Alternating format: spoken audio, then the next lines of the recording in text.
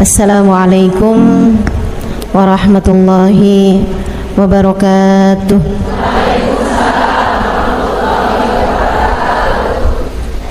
Alhamdulillah, wassalatu wassalamu ala rasulillah Muhammad ibn Abdillah wa ala alihi wa sahbihi wa man wala. Subhanaka la ilma lana illa ma 'allamtana innaka antal alimul hakim. Rabbi syrah li sadri wa yassir li amri wahlul 'uqdatan min lisani yafqahu qawli, amma ba'du. Bang, di surga itu umur berhenti. Nah, kalau umur berhenti, kalau lahir bayi terus dong dia. Nggak ada yang mati juga di surga, Bu.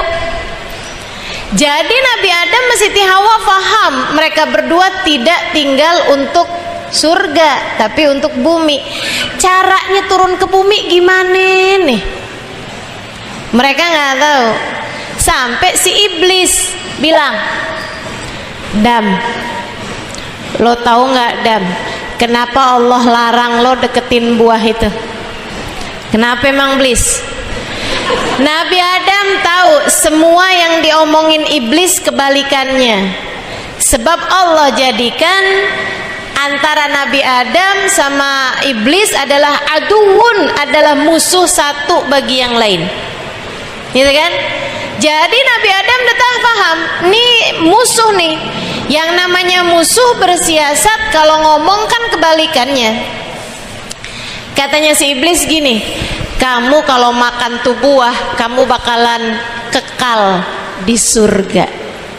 Oh, Nabi Adam dengan kecerdasannya faham, berarti saya kalau makan tuh buah, saya bakal diturunkan dari surga ini menuju ke bumi, tempat yang seharusnya saya berada. Jadi, Bu, Nabi Adam makan dengan kesengajaan, bukan juga dibujukin sama Hawa, ayo deh Dam, gue gak tahan nih Dam, ngidam kayaknya saya sama tuh buah, ayo deh. Nggak ada, Bu. Justru Nabi Adam ngajakin Siti Hawa, yuk dah kita makan bareng-bareng tuh buah, biar kita diturunin ke bumi, jadinya kita tinggal di bumi melaksanakan misi kita dalam kehidupan. Salah apa nggak salah? Dosa apa nggak dosa? Kalau buat kita nggak dosa, Bu, kita mah dikasih hadiah kalau begitu. Lo pinter, kan begitu. Tapi karena Nabi Adam, dia adalah seorang nabi, Allah nggak mau begitu. Caranya kamu jangan gitu, Dam. Nanti akan aku beli cara kenapa kamu tergesa-gesa. Maka teman-teman saya sekalian, Nabi Adam makan tuh buah, Siti Hawa makan tuh buah, tanasar lahumut thiyab, baju mereka segera berterbangan, diturunkanlah mereka ke atas muka bumi pisah-pisahan. Sayyidah Hawa, Siti Hawa diturunin di Jiddah, makanya namanya Jiddah, artinya adalah nenek. Jiddah itu artinya nenek, Bu. Saya panggil nenek saya Jiddah. Ibu-ibu sekalian, Nabi Adam kabarnya, Bu, diturunin di Palestina. Wah, tuh cari-carian berdua, kagak ada petunjuk jalan, nggak bisa nanya orang, paling bisa nanya dinosaurus kali. Nah, saya nggak tahu tuh zaman itu yang ada makhluk apaan aja. Sampai kemudian keduanya bertemu tanggal 9 hari Arafah di mana, Bu? Tanah Abang. Di mana ketemunya? Di Padang Arafah, di Jabal Rahmah tuh ya. Nah, itu di situ. Jadi ibu-ibu sekalian saya muliakan, nah Nabi Adam seperti yang tadi saya sampaikan, sebenarnya kalau bicara salah, nggak salah juga. Nabi Adam malah justru cerdas mencari cara untuk menjalankan tujuannya. Tapi Allah bilang, wa asa Adam, kamu udah bikin salah kepada Tuhanmu. Allah yang bilang. Nabi Adam, Bu, ketika diturunkan ke atas muka bumi, Nabi Adam enggak berusaha klarifikasi. Nabi Adam enggak berusaha cari pembenaran. Nabi Adam enggak berusaha buat bilang, "Ya Allah, kenapa Engkau murkai? Kenapa Engkau bilang saya berbuat dosa? Saya ini kan enggak berbuat dosa, ya Allah. Kenapa pula Engkau hukum saya? Saya diturunkan ke atas muka bumi jauh-jauhan dari Hawa. Kenapa? Padahal saya kan gak bikin salah. Justru itu saya lakukan karena saya ingin menjalankan tugas yang telah Engkau berikan. Kenapa Engkau sebegitu marahnya kepada saya?" Nabi Adam gak gitu. Apa kata Nabi Adam? Rabbana zalamna anfusana wa illam taghfir lana wa tarhamna lanakunanna minal khasirin. Rabbana zalamna anfusana, ya Allah, aku telah zalim pada diriku sendiri. Aku telah berbuat salah, ya Allah. Aku telah berbuat dosa, ya Allah. Enggak nyari pembenaran, enggak. Maka saudaraku sekalian, di saat kita semua nih yang salahnya dilihat dari semua sudut salah, jangan suka nyari pembenaran. Nabi Adam aja tuh salahnya kalau ditinjau dari sudut sini nggak salah, kan begitu kan ya?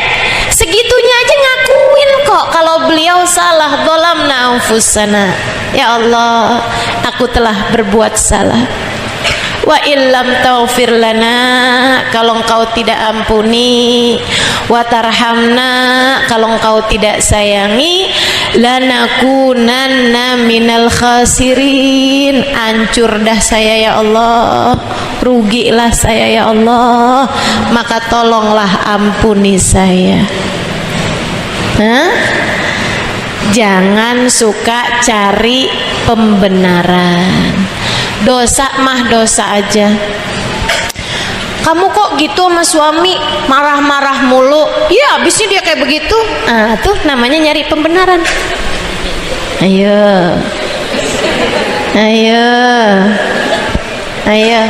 kok kamu sama suami kagak ada senyumnya sih? Senyum gimana ceritanya? Ntar kalau dia pulang-pulang bawain saya mobil baru. Ini cewek matre rupanya ya. Cewek matre ini dibuangnya kemana enaknya? Ke laut. Teman-teman sekalian saya muliakan. Jadi jangan nyari pembenaran. Anak kamu kok kamu cubitin mulu, abisnya bandel. Kamu nyari pembenaran, teman-teman sekalian. Kamu berbuat salah. Nyakitin anak salah apa nggak salah? Salah. Nyubit anak salah apa nggak salah? Salah. Marah-marahin anak salah apa nggak salah? Salah. Ibu-ibu sekalian, nggak ada anak nakal, nggak ada anak nakal. Yang ada adalah anak yang mencari perhatian orang tuanya tapi tidak tahu caranya. Kenapa anak sampai nyari perhatian dari orang tuanya? Karena orang tuanya yang tidak cukup memberi perhatian padanya. Saya ulangi. Ini penting nih. Ustazah doain biar anak saya nggak nakal. Apa doanya Ustazah? Nggak ada doanya, karena nggak ada anak nakal. Anak nakal nggak ada, ibu-ibu sekalian. Sampai di usia 12 tahun bahkan remaja dan seterusnya nggak ada anak nakal. Yang ada adalah anak mencari perhatian orang tuanya tidak dengan cara yang benar. Kenapa bisa begitu? Orang tuanya tidak memberikan perhatian yang pas untuknya. Gitu. Jadi kalau kamu dapetin anak kamu nakal, bukannya kamu marahin, ditambah lagi sekarang salah kamu. Akan tetapi kamu introspeksi diri, jangan nyari pembenaran tuh tadi. Gitu kan ya? Apa nih? Oh, anak saya lagi nyari perhatian. Jadi di saat anak ngambek, pelukin. Di saat anak lagi marah-marah, sayangin. Di saat anak lagi berbuat sesuatu hal yang tidak menyenangkan, panggil, bilangin sama dia, "Nak, tahukah kamu adalah hadiah terindah yang Allah berikan dalam kehidupan mama." Gitu mestinya, Bu. Kok saya baru tahu ya Ustazah? Nah, Ibu nontonnya sinetron mulu.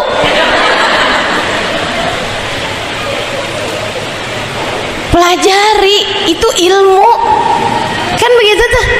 Maka yuk ibu-ibu saya sekalian, kalau kita bikin salah jangan nyari pembenaran. Akui, zalamna anfusana. Ya Allah, aku telah zalim pada diriku. Wa illam taghfir lana wa tarhamna lanakunanna minal khasirin. Ya Allah, aku adalah seorang pendosa. Aku telah berbuat salah. Jika Engkau tidak ampuni aku ya Allah, jika Engkau tidak sayangi aku ya Allah, pasti rugi dan hancurlah aku ya Allah, di dunia apalagi sesudah kematianku. Gitu. Akui salahmu. Ucapkan, zalamna anfusana. Aku seorang pendosa. Nah, terus kalau udah pendosa kayak gimana nih? Taubat, akui dulu, habis itu kemudian minta ampun.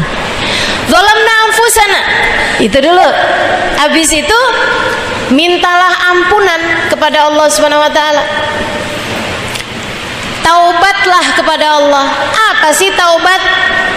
Taubat itu rasa menyesal atas terjadinya dosa, kemudian meninggalkannya dan berjanji untuk tidak melakukannya kembali, serta mengembalikan hak orang lain jika dosanya terkait dengan hak-hak orang, atau sekurangnya minta maaf kepada dia. Karenanya untuk taubat ini ada 4 syaratnya. Ada 4 syarat taubat. Yang pertama teman-teman saya sekalian, an-nadam, nyesel. Kalau nggak pakai nyesel namanya bukan taubat. Ya ampun, gue udah tua, dulu tuh banyak banget bikin dosa, gue udah puas, udah tahu rasanya semua. Walaupun dia sekarang udah nggak ngerjain dosa, namanya bukan taubat, karena kagak ada nyeselnya. Ya, ada seorang pezina, dia ngerjain zina bolak-balik, ganti-ganti bahkan pasangannya. Satu hari dia kena penyakit HIV, ya, kena virus HIV. Akhirnya kemudian dia pun terkena penyakit AIDS. Saudara sekalian, dia habis itu nggak lagi berbuat zina. Akan tetapi, kenapa kamu nggak mau berbuat zina? Takut nularin. Nyesel apa kagak nyesel? Kagak nyesel dia. Cuman karena HIV aja. Andai nggak karena itu dia masih akan mengerjakannya. Oh. Ya sehingga sekalian, ada pemabuk kemudian berhenti dari mabuknya. Kenapa kamu berhenti? Habisnya gara-gara mabuk nih, saya kena diabetes, saya kena kolesterol, saya kena ini, saya kena itu, jantung saya rusak, lambung saya rusak. Saya ingin panjang umur, karenanya saya berhenti mabuk. Nyesel apa nggak nyesel? Enggak nyesel. Orang yang nggak nyesel nih teman-teman saudariku sekalian, namanya bukan taubat. Namanya bukan taubat. Gitu kan ya? Dulu sih saya suka marah-marahin suami. Sekarang saya nggak lagi. Kenapa emang? Laki gue udah mati. Misal, dia nggak nyesel. Artinya kalau suaminya masih ada, si diomelin sama dia, si dimarahin mulu sama dia. Galak bener bininya. Teman-teman sekalian saya muliakan, ini namanya bukan taubat. Sebab yang namanya taubat syarat utamanya adalah menyesal. Ya Allah, kok begitu ya? Kok saya kalah sama diri saya, ya Allah. Malu, ya Allah. Kalau ngelihat yang dulu-dulu, ya Allah, malu, ya Allah. Nyesel dalam hati ini, rasanya kayak nggak enak, kayak keiris-iris, nyesel, teman-teman sekalian. Nah, ini rasa menyesal inilah yang disebut sebagai taubat, yang kata Nabi Muhammad, an-nadam taubah. Nyesel adalah taubat. Satu. Yang kedua, al-igla. Apa tuh al-igla? Ninggalin dosa tersebut. Kalau nyesel tapi masih terus-terusan dikerjain, namanya belum taubat. Habis marahin suami, nyesel, tapi habis itu ngelihat dia lagi, marah lagi. Taubat apa bukan taubat? Bukan. Gitu ya. Ngeliatin cowok ganteng, coba laki gue kayak gini nih, astagfirullah, kan dosa ya, astagfirullah. Nah, itu namanya bukan taubat, teman-teman saya sekalian. Yang namanya taubat tuh igla, ninggalin dosa. Selain daripada nyesel, selain daripada minta ampun, tapi juga ada sambil ditinggalin tuh dosa, sambil ditinggalin dosa. Kemudian yang ketiga, al-azam ala an la ya'ud, berjanji untuk enggak ngerjain dosa itu lagi di saat taubat, ya. Nah, kalau kemudian abisnya itu berapa hari kemudian dia ngerjain lagi, gimana tuh ustazah? Terkalahkan lagi, akhirnya ngerjain lagi. Ya nggak apa-apa, nanti ditaubatin lagi. Taubat sambel dong itu namanya. Pernah dengar istilah taubat sambel? Nyesel kalau habis makan, wih pedes banget, gue nyesel nih makan nih. Aduh, habis itu sakit perut, aduh nyesel nih tadi habis makan sambel. Besoknya lagi ketemu bakso, disambelin apa enggak? Sambelin. Namanya taubat. Kalau misalnya nih kita habis taubat, di saat taubat tuh kita nyesel, saya nggak mau lagi berbuat dosa ini. Tapi beberapa hari kemudian kita kerjain lagi tuh dosa. Gimana ustazah? Ya udah nggak apa-apa, taubatin lagi. Namanya kan mempermainkan taubat, nggak gitu bu. Pokoknya di saat taubat kita emang bener-bener nyesel dan nggak kepengen balik lagi. Kalau kemudian setan gangguin kita lagi, kita terkalahkan oleh hawa nafsu lagi, kebawa sama bisikan-bisikan buruk dalam diri kita lagi, ngerjain dosa itu lagi, ya ditaubatin lagi. Itu tuh sama kayak sampah dalam rumah kita. Ibu, ada sampah dalam rumahmu, diapain? Buang, sapu. Nggak ada yang mikir, ngapain saya sapu, ntar juga ada sampah lagi. Ya nggak apa-apa, kalau ada sampah lagi, sapu lagi. Kamu berbuat dosa, kamu bertaubat. Saat kamu bertaubat, berjanjilah untuk tidak akan kembali berbuat dosa.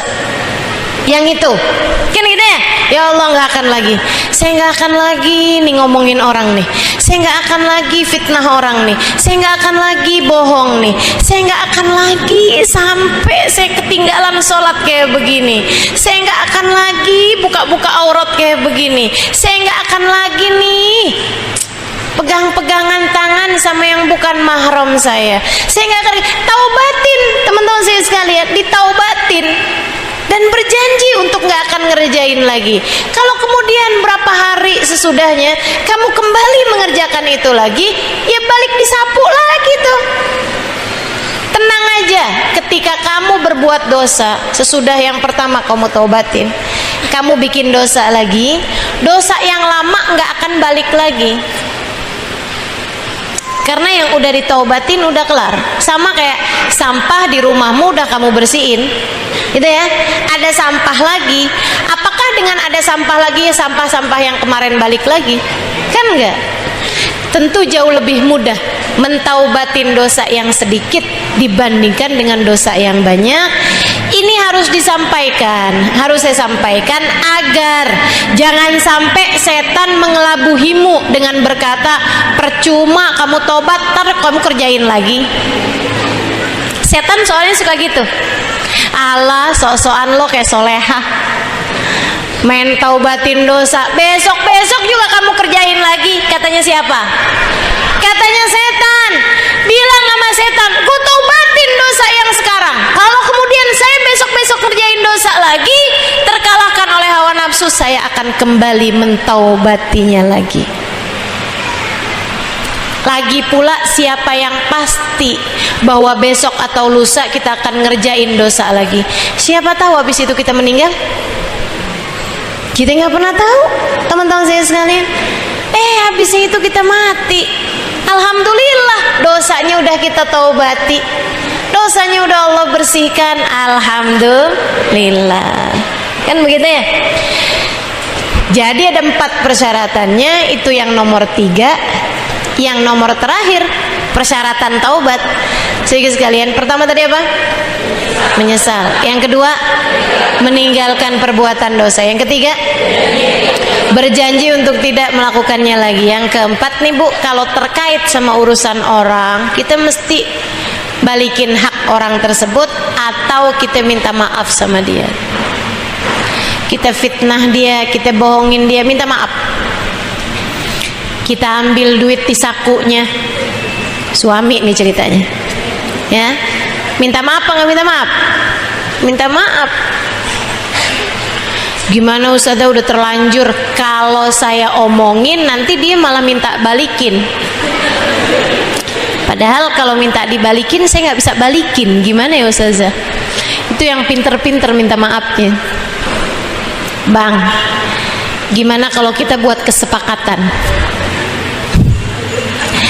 Barang-barang yang tertinggal di baju anggap sebagai barang hilang ya Bang.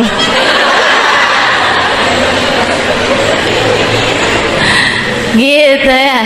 Yang pinter-pinter Bu, jadi istri tuh yang pinter tapi yang menyenangkan, ya kan?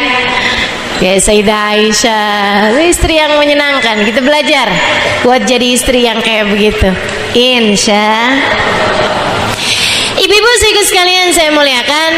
Jadi kalau terkaitnya sama hak orang, misalnya pernah ngambil barangnya orang, pernah menguasai harta warisan orang, balikin. Itu syarat taubat. Jangan kemudian taubat sih nyesel, tapi barang-barang orang tetepnya nggak mau dibalikin sama dia. Hak-hak orang nggak mau dibalikin sama dia. Itu nggak memenuhi persyaratan taubat. Maka insya Allah mudah-mudahan bisa kita penuhin syaratnya taubat. Maka emang paling repot tuh dosa sama orang, karena kan jadi panjang gitu. Syarat taubatnya tuh jadi lama, jadi jauh. Mesti minta maaf dulu sama orangnya. Iya kalau orangnya ngasih maaf. Kalau orangnya nggak ngasih maaf, tuh masih bergantung tuh. Gimana Ustazah kalau kayak begitu? Ya udah minta maaf terus-terusan. Tapi jangan terus-terusan banget yang bikin orangnya akhirnya jadi sebel. Kasih waktu, kasih jeda. Maaf ya, dulu tuh yang fitnah kamu tuh saya. Waduh, marah banget kan. Tapi maafin ya. Sembarangan. Waduh, marah dia. Kalau kira-kiranya, kata Imam Ghazali nih, kalau kira-kiranya kamu sebutkan kesalahanmu secara khusus akan membuat dia semakin marah, padahal lukanya udah mulai sembuh, dia udah mulai bisa lupa. Tapi kalau kamu sebutin lagi kesalahan tersebut, bakal bikin dia semakin marah atau malah justru jadi inget lagi sama masalahnya dulu. Nah itu kamu minta maafnya secara umum aja. Maafin ya semua salah saya, yang kamu tahu, yang kamu nggak tahu. Itu umum. Meskipun kalau urusannya sama materi, kamu emang mesti balikin. Kamu mesti balikin. Kecuali kalau kamu minta maaf. dan dia memaafkanmu. Dulu ingat gak kamu pernah hilang sendal di masjid? Oh iya ingat, tuh kan kita jalannya bareng waktu itu ya. Iya sih. Emang kenapa tuh? Kamu sekarang inget lagi? Saya sekarang mau minta maaf sama kamu. Kenapa emang? Yang ngambil sendal kamu dulu saya. Nah kalau kayak begini gimana nih? Ya kalau dia minta maaf, kalau dia ngasih maaf, alhamdulillah. Kalau enggak, kamu mesti beliin sendalnya, ya kan? Yang kurang lebih harganya sama, yang kurang lebih nilainya sama, kamu balikin sama dia, gitu. Udah nggak apa-apa teman-teman saya sekalian, malu di dunia mendingan daripada malu di akhirat. Repot loh itu. Kalau urusannya sama materi, kata Nabi Muhammad nih, danik min haram, sedanik dari haram. Berapa tuh sedanik? 5.000 kali, 10.000 kali bu, 10.000 kebeli nggak sendal? 10.000 kebeli? Sendal jepit kali ya? Sendal jepit aja udah lebih deh kayaknya dari 10.000. Itu ibu-ibu sih sekalian, dari yang haram. Jadi ada uang 10.000 bukan punya kamu ambil uang, gitu ya. 5.000, 10.000 bukan hak kamu, atau kue misalnya yang senilai segitu, atau bolpen orang misalnya, atau lipstik orang misalnya, atau apa aja yang nilainya segitu bu. Ustazah lipstik mana 5.000? Ya udah segini lipstiknya, udah dikit misalnya gitu kan. Sehingga sekalian, dari yang haram kamu dapat itu bukan punya kamu tapi kamu kuasai. Nabi Muhammad bilang harus kamu bayar di akhirat dengan 70 sholat fardu yang diterima di sisi Allah, yang diterima di sisi Allah, yang diterima di sisi Allah. Kita punya 70 sholat fardu yang diterima di sisi Allah. Apa enggak aja kita nggak tahu? Harus kamu bayarkan buat bayarin hak orang. Cuman satu danik, cuman senilai 10.000 atau 5.000 itu teman-teman saya sekalian. Makanya udah ada urusan sama orang susah. Makanya bu, yang paling repot di akhirat tuh, saya perkirakan nih, orang yang korupsi. Kan korupsi kan kagak dikit ya. Kayak gimana tuh dia bayar pakai apaan coba? Aduh, repot bener. Makanya ibu-ibu sekalian, dah jauhin dosa, terutama kalau menyangkut hak orang lain. Selebihnya dosa antara kita sama Allah Subhanahu wa taala, kita mintain maaf. Dari berbuat dosa menempuh jalan taubat.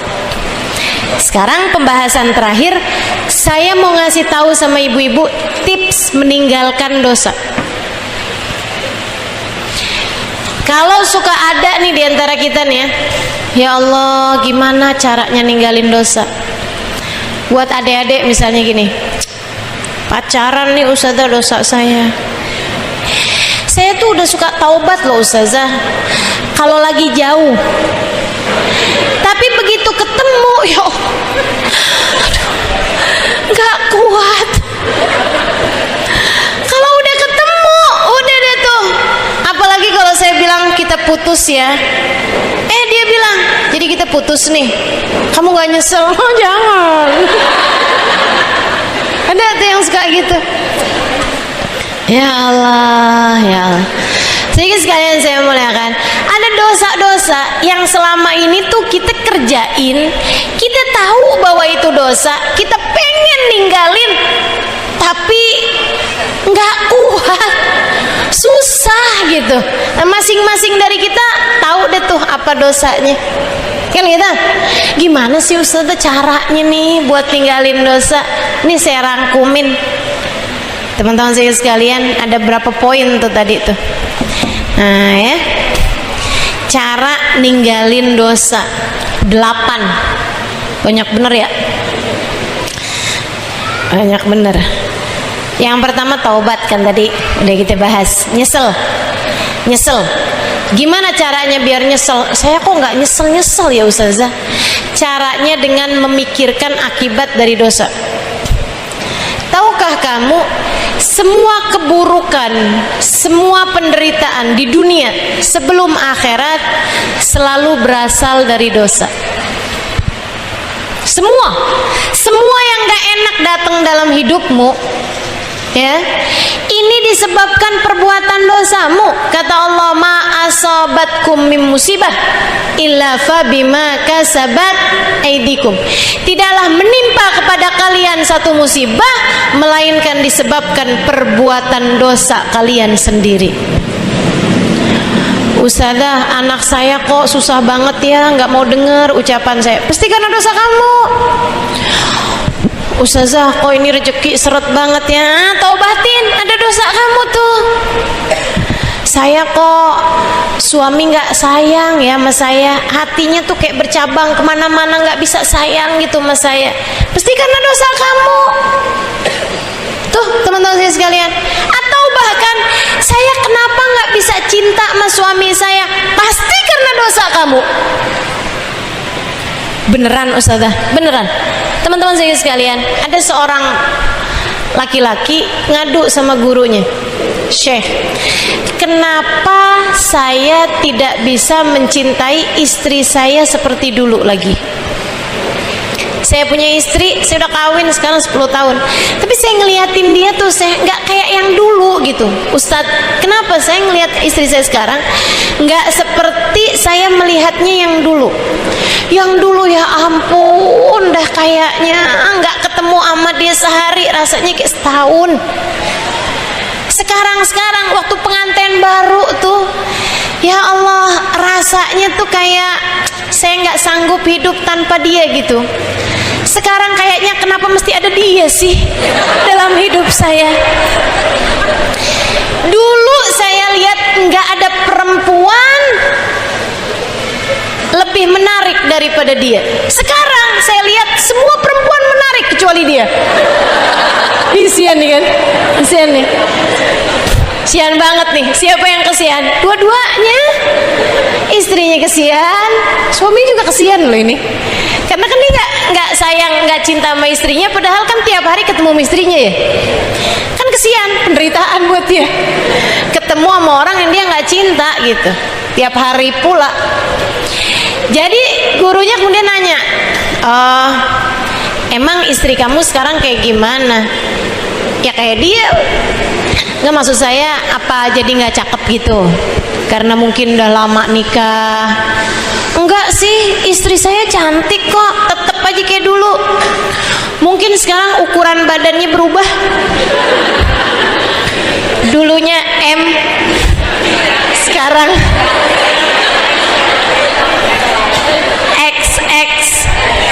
XL. Dulunya kayak gitar Spanyol, sekarang kayak kulkas 2 pintu.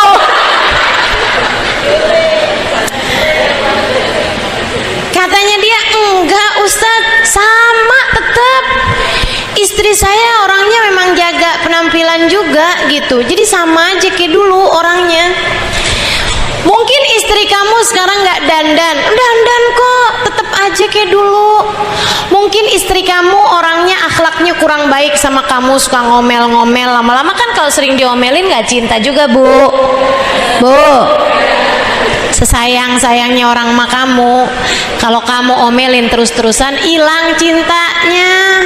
Kagak ada tukang ngomel dicintain sama orang tuh, nggak ada. Nggak ada. Jadi ibu-ibu sekalian, ustadznya bilang begitu, dia bilang, enggak Ustadz, istri saya tuh baik, akhlaknya bagus, nggak pernah marahin saya. Kurang perhatian mungkin sama kamu sekarang? Enggak juga, perhatian sama saya, nggak pernah ada salahnya, nggak pernah ada kurangnya. Oh, saya tahu kenapa. Jadi istri kamu nggak berubah dari waktu kamu kawinin dulu 10 tahun yang lalu. Nggak berubah. Tampilannya, akhlaknya, semuanya nggak berubah. Sayangnya dia sama kamu, perhatiannya sama kamu nggak berubah. Tapi yang dulu kamu cinta mati sama dia. Iya. Yang sekarang kamu nggak cinta lagi sama dia. Nggak ada Ustaz. Saya ngelihat dia malahan enek.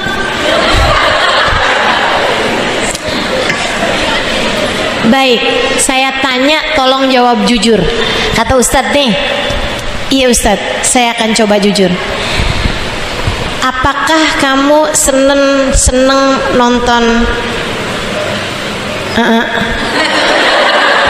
Saya nggak enak nyebutnya nih. Kadang-kadang sih Ustadz. Apakah kamu seneng ngeliat perempuan-perempuan cantik di mall, di kantor tempat kamu kerja, di jalanan?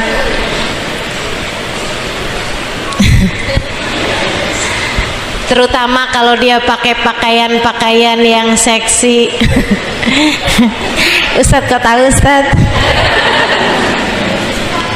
Dia bilang, Pak, saya kasih tahu sama Bapak, ketika Allah lihat kamu tertarik sama yang haram, ketika Allah lihat kamu tertarik sama yang dosa, Allah hilangkan ketertarikanmu terhadap yang berpahala. Ketika Allah lihat hatimu tertarik kepada dosa, Allah akan menghilangkan kenikmatan dari yang halal. Demikian juga denganmu, Bu. Demikian juga denganmu, Bu. Maka kalau kamu merasa, kok saya nggak bisa cinta sama suami saya, ibu-ibu, maaf, harus saya tanyakan padamu, apakah hatimu tertarik kepada suami orang? Sebab ketertarikanmu kepada yang haram membuatmu kehilangan rasa dari yang halal. Ketertarikanmu terhadap dosa membuatmu kehilangan rasa kepada yang seharusnya dicinta. Jelas? Jadi ibu-ibu saudara sekalian, semua petaka di atas muka bumi ini berasal dari dosa. Semua tanpa terkecuali. Apapun yang bikin hidupmu susah, itu sumbernya dosa, Bu, nggak ada yang lain. Nggak ada yang lain. Sebagaimana apapun yang bikin kita senang di kehidupan dunia ini, sumbernya adalah pahala dan kebaikan yang kita lakukan, baik kepada Allah ataupun kepada sesama umat manusia. Ini baru di dunia, Bu. Belum lagi saat kamu mati. Kematianmu nanti, husnul khatimah atau su'ul khatimah, semuanya bergantung dari pahala atau dosakah yang banyak kamu kerjakan di atas muka bumi ini. Ada berapa banyak dosa membuat lisanmu terhalang dari berucap kalimat syahadat di saat akhir kehidupan. Berhati-hatilah. Ada orang kerjaannya, ibu-ibu sekalian, jualan di pasar. Waktu dia mati sakaratul maut, tiap kali ditalkin la ilaha illallah, dia bilang timbangan. Mulutnya keluh untuk berucap kalimat la ilaha illallah. Setiap kali dia mengucap kalimat la ilaha illallah, dia bilang timbangan. Timbangan, ibu-ibu sekalian, bandulnya timbangan tuh memberatkan lisan dia. Imam Malik ketika ditanya perkara ini, kata Imam Malik, dia adalah orang yang suka memainkan timbangan waktu hidupnya di dunia. Dosa mencegahmu dari kematian membawa iman. Hati-hati, saudara sekalian, hati-hati. Makanya mesti kita taubatin tuh dosa. Kalau udah mati nggak bawa iman, apalagi yang bisa kita harap? Dosa bikin kamu dihisab di dalam kubur. Dosa bikin kamu mendapatkan azab kubur. Dosa bikin kamu nggak selamat di padang mahsyar. Dosa bisa bikin kamu tenggelam dengan lautan keringatmu sendiri di saat manusia berada di dalam padang mahsyar. Dosa bikin kamu panik di saat amalmu ditimbang. Dosa bikin kamu panik di saat dibuka layarnya di hadapan keseluruhan manusia, pada hari di mana di saat ditampilkan dosa-dosa di hadapan keseluruhan manusia, dari malunya sampai terkadang daging mukamu berguguran hari itu, meleleh dari malunya. Dosa membuatmu tidak selamat di saat melewati jembatan Sirat. Dosa jika tidak diampuni Allah, satu saja dapat menjadikan kakimu tergelincir saat melewati jembatan hingga kamu harus masuk ke dalam api neraka.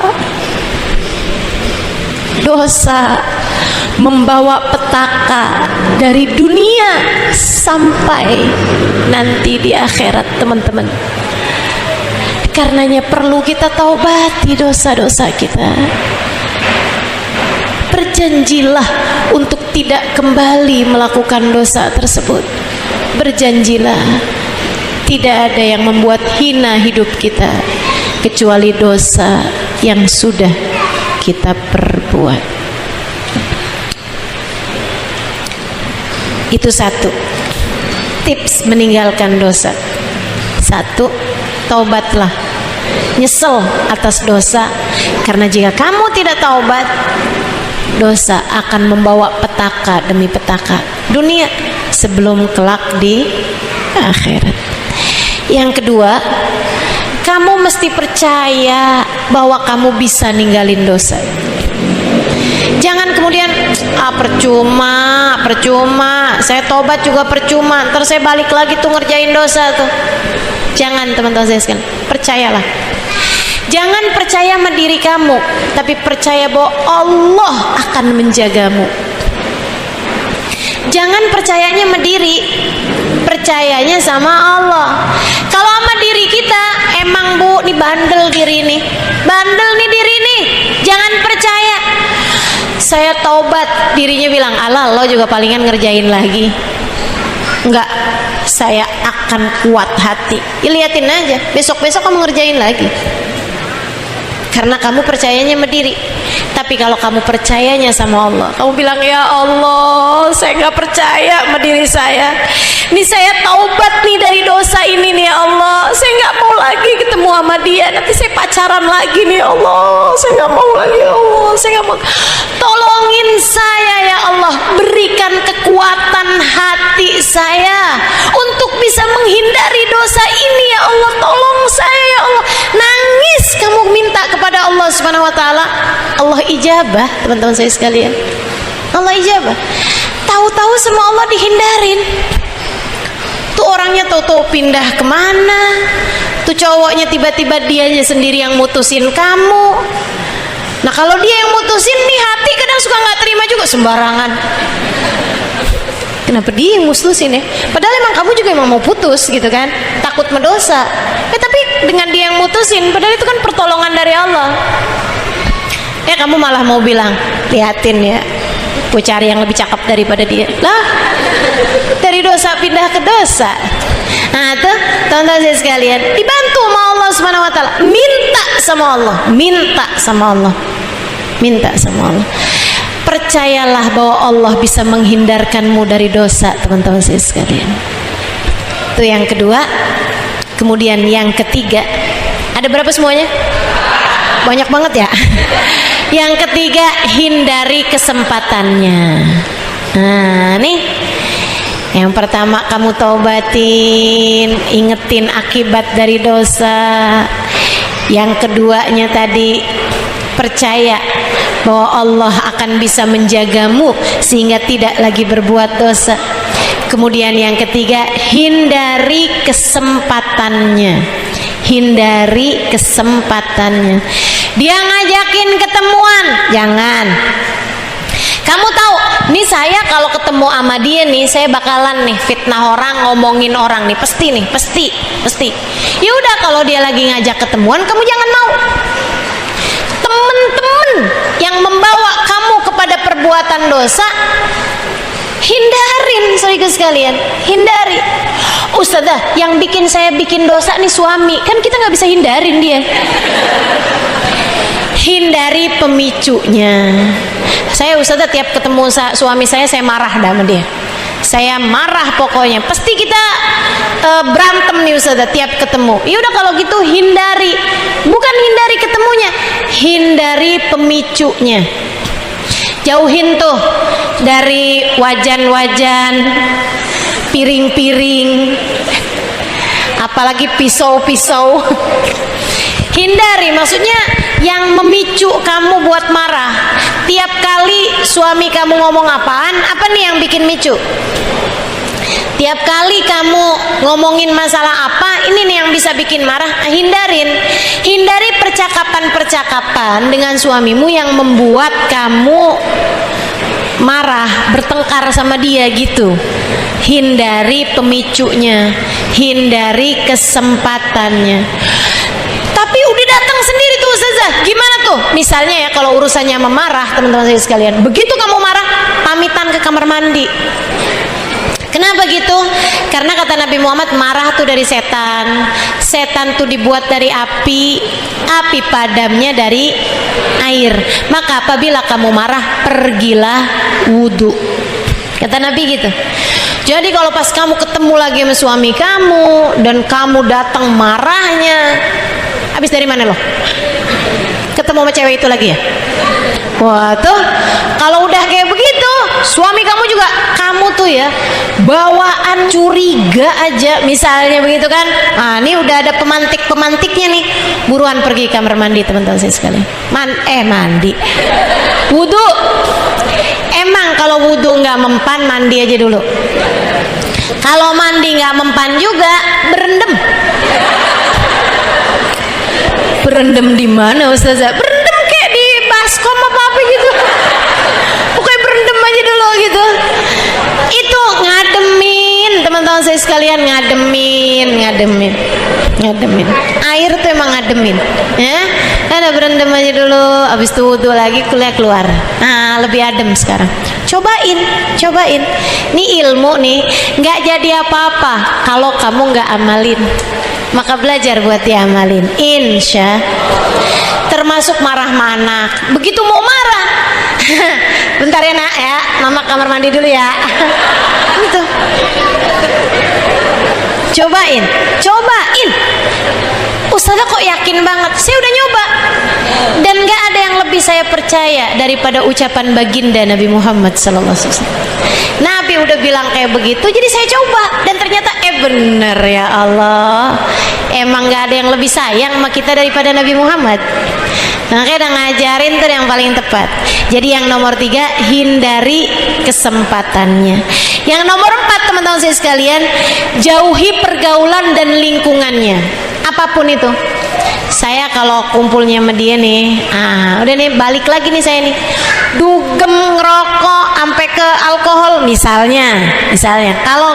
Kalau ketemu sama dia, ya udah kalau gitu jangan ketemu sama dia. Apaan aja bentuk dosamu teman-teman sekalian. Hindari teman-teman yang membuat kamu terjerumus pada dosa itu. Hindari teman-teman yang membuat kamu, hindari lingkungan yang membuat kamu berada dalam dosa tersebut. Ini juga termasuk untuk anak-anak kamu. Misalnya gitu ya. Oh, lingkungannya nih semuanya nih bangsa yang gak beres nih. Jauhin anak kamu dari lingkungan tersebut. Gitu. Ya. Hindari pergaulannya, hindari lingkungannya. Sebab nular teman-teman saya sekalian. Coba perhatiin ya. Saya pernah tahu, ini sekedar pengalaman ya. Saya pernah tahu ada pertemanan sedikit sekalian, perempuan ada sekitar ini hasil ngeliatin aja ya, bukan kemudian jadi suudzon gitu, bukan, tapi saya cuma lagi mau ngasih tahu nih, ada sebuah pertemanan sedikit sekalian. Orangnya di pertemanan tersebut tuh ada sekitar 7 orang. 1-2 diantara mereka bercerai sama suaminya. Nggak lama loh, yang nomor 3 cerai juga, yang nomor 4 cerai juga, yang nomor 5 cerai juga. Sampai nih ada orang gitu yang merhatiin gitu kan, perhatiin nggak gitu, oh iya ya, Ya Allah, saya mau belajar aja nih ya Allah. Tinggal satu waktu itu yang gak bercerai dari suaminya, dan bertahan cukup lama, tapi bercerai juga kemudiannya. Ternyata memang saudaraku sekalian, tuh yang namanya lingkungan, pergaulan itu subhanallah ngaruhnya tuh luar biasa. Ya ibu-ibu coba bayangin aja deh, kamu punya suami, temenannya sama orang-orang yang udah bercerai-cerai gitu sama suaminya, misalnya gitu ya. Kemudian kamu, bukan artinya kalau gitu Ustazah kita jangan temenan sama janda, bukan, saya nggak lagi ngomong gitu. Ini jangan salah paham sama saya juga banyak kok punya temen janda, tenang saudara. Ini gini nih, kamu bayangin aja gitu, misalnya nih ada pertemanan yang sangat erat gitu ya. Di saat kamu mengadukan tentang suami kamu, misalnya kayak gini, gue pegel nih sama laki gue, kenapa emang? Iya ternyata dia ada main sama cewek gitu misalnya gitu ya. Terus nih dia nih yang udah bercerai nih, ya lo tahu sendiri kan dulu kenapa gue cerai sama laki gue. Terus sekarang habis lu cerai sama laki gue kayak gimana? Wah, hidup gue damai, tenang banget, gak dipusingin sama urusan laki. Dia nih bilang nih, di saat kemudian kita pulang ke rumah, kemudian pusing ngadepin dia, tuh pikiran tuh, hidup gue damai, gue sekarang gak dipusingin sama laki.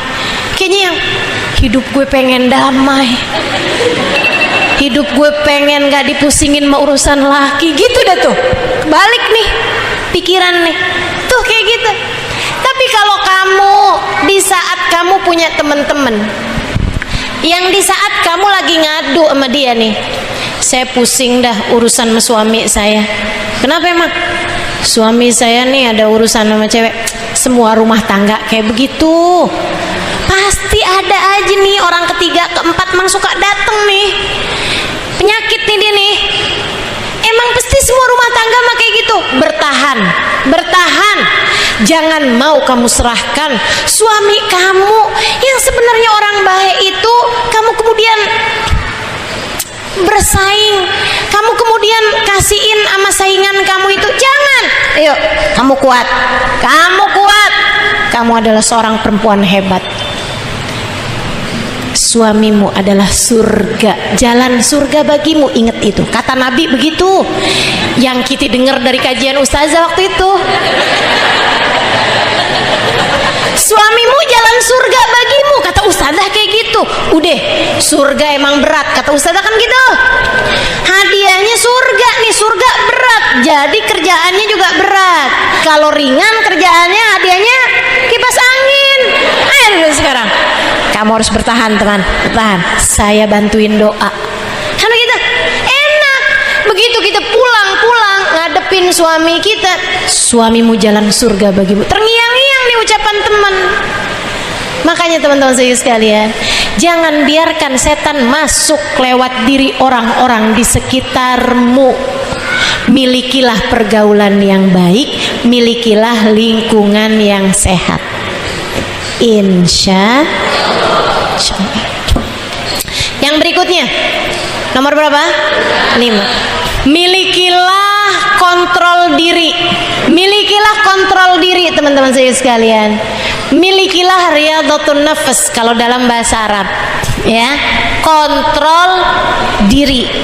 Dirimu ini remote-nya jangan kasih pegang orang. Peganglah sama dirimu sendiri dan berlatihlah untuk punya kontrol diri. Jangan segala-gala yang dipengenin sama hawa nafsumu kamu kasih.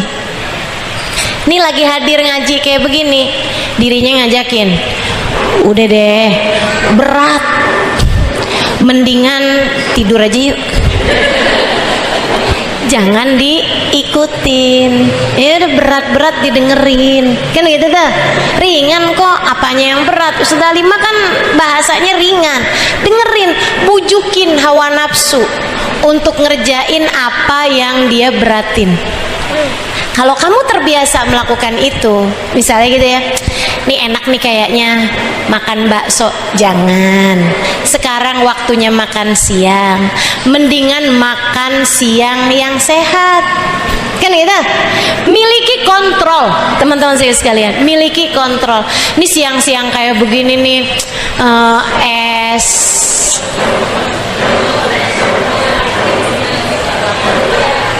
cendol enak nih, gitu ya, misalnya gitu. Atau yang agak-agak berbahaya, soda nih enak nih, yang itu tuh banyakin es, nggak haram tapi kan kurang sehat, ya kan ya gitu ya. Nah, miliki kontrol teman-teman sekalian, miliki kontrol.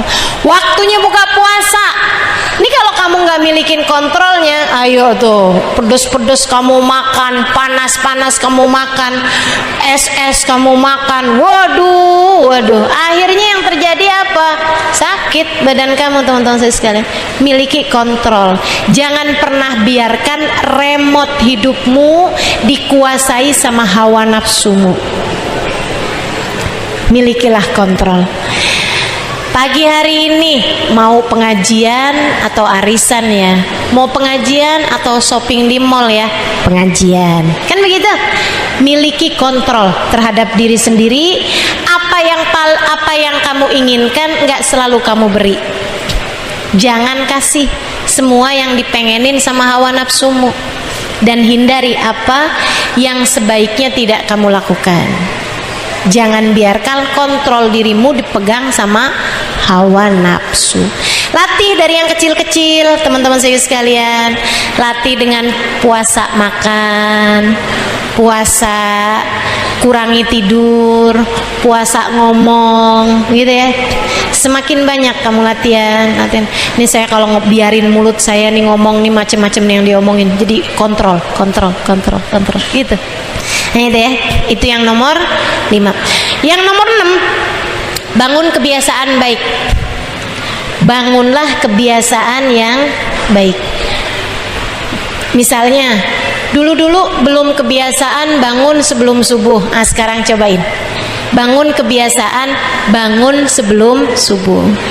Biasa-biasa habis selesai sholat langsung berdiri aja, nggak pakai zikir-zikirannya. Sekarang mulain, bangun kebiasaan zikir sesudah sholat.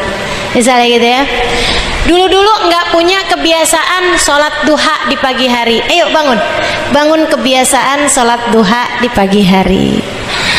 Jadi milikilah kebiasaan-kebiasaan yang baik.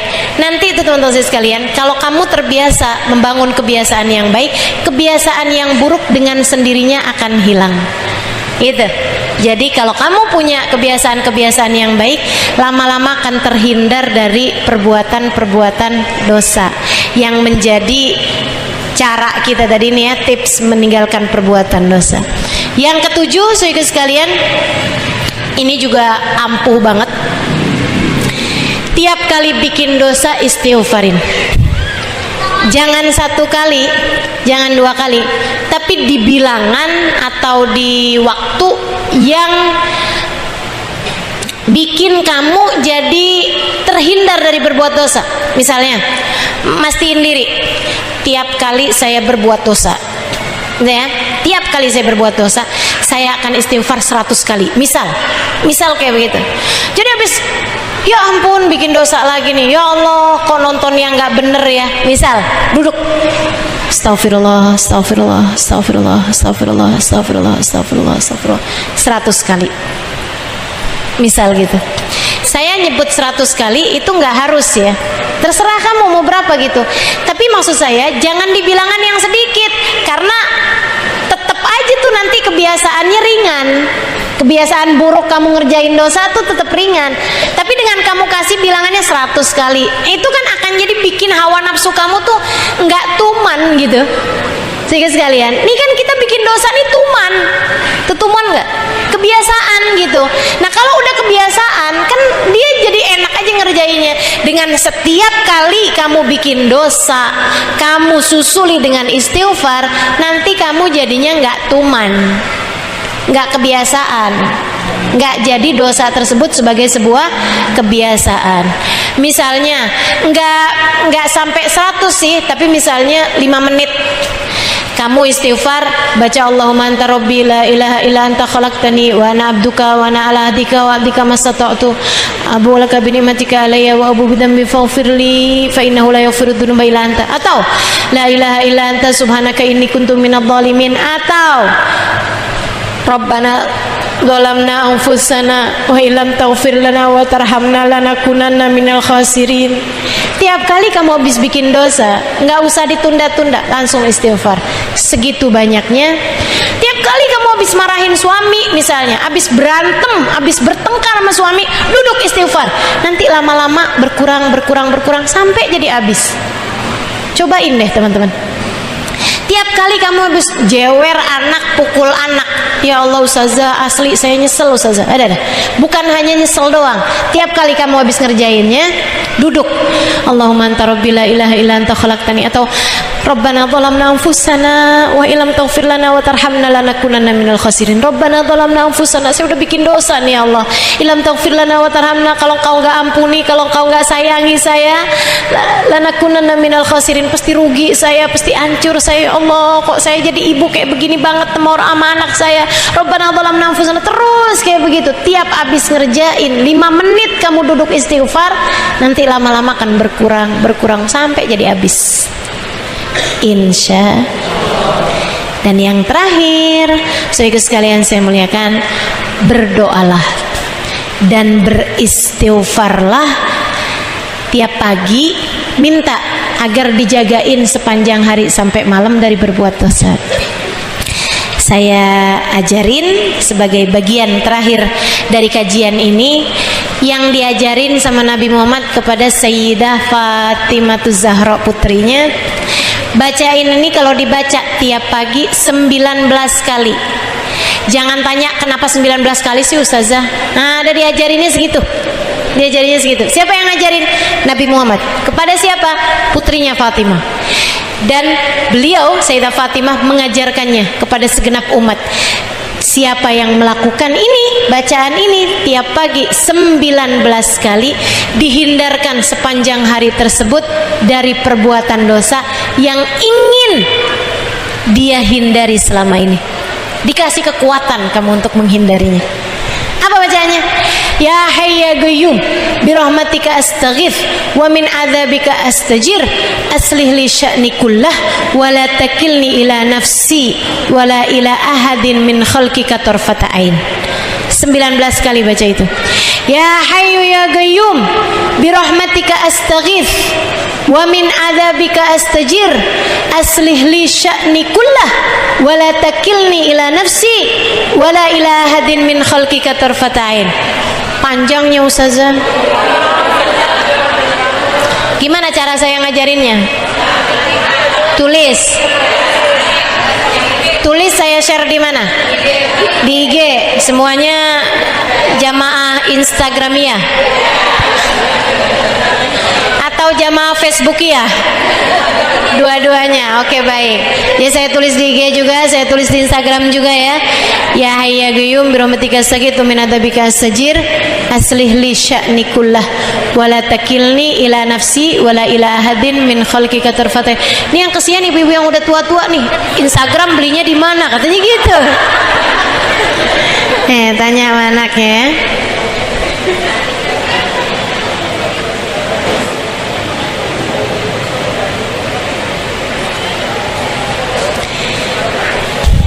Iya.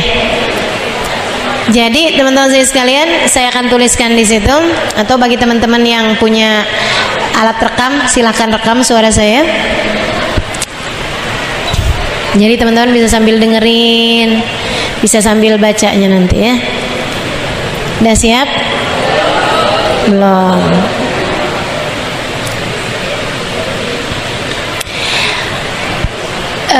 Saya rasa ada di Hulasoh ya, zikir pagi ya, zikir pagi siang. Nah itu, cuman di situnya aja tuh yang zikir pagi sore maksud saya.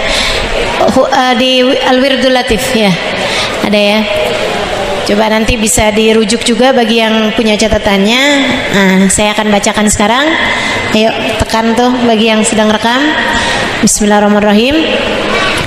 Ya Hayyu Ya Qayyum birahmatika astaghith wa min adzabika astajir aslih li sya'ni kullah wa la takilni ila nafsi wa la ila ahadin min khalqika tarfata ain.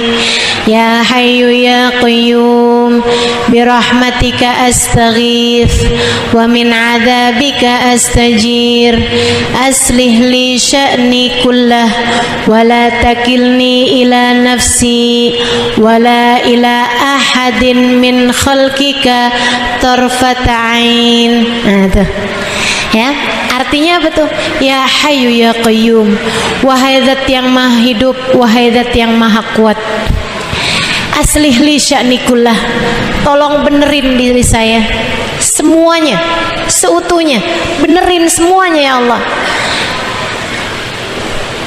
Birahmatika astaghith, dengan rahmatmu aku berharap. Ya Hayyu Ya Qayyum birahmatika astaghith, dengan rahmatmu aku berharap. Wa min adzabika astajir, dari azabmu aku berlindung. Aslih li sya'ni kullah, benerin diri saya secara keseluruhan ya Allah. Aslih li sya'ni kullah wa la takilni ila ahadin min khalqika tarfatan wal takilni ila nafsi, jangan biarkan kontrol diriku kepada hawa nafsuku. Wala ila ahadin min khalqik, jangan biarkan diriku dikuasai oleh satupun dari makhlukmu. Tarfatain, meskipun sekejap mata. Artinya bagus banget. Kita minta sama Allah agar diri kita dibenerin sama Allah, dan diri kita nih, kebaikan diri kita biarkan Allah aja yang menguasainya. Jangan dibiarkan dikuasai oleh hawa nafsu, jangan dibiarkan dikuasai oleh sesiapapun dari hambanya, dari makhluknya Allah Subhanahu wa taala. Baik tuh teman-teman saya sekalian, baca berapa kali? Kapan bacanya? Pagi hari. Sebelum kita mengerjakan apapun dari dosa-dosa yang kita khawatirkan, baca dulu itu. Insya Allah Allah kasih kemudahan hari-hari kita untuk meninggalkan perbuatan-perbuatan dosa. Amin ya rabbal. Rabbana zalamna anfusana wa illam taghfir lana wa tarhamna lanakunanna minal khasirin. Rabbana atina fid dunya hasanah fil akhirati hasanah wa qina adzabannar.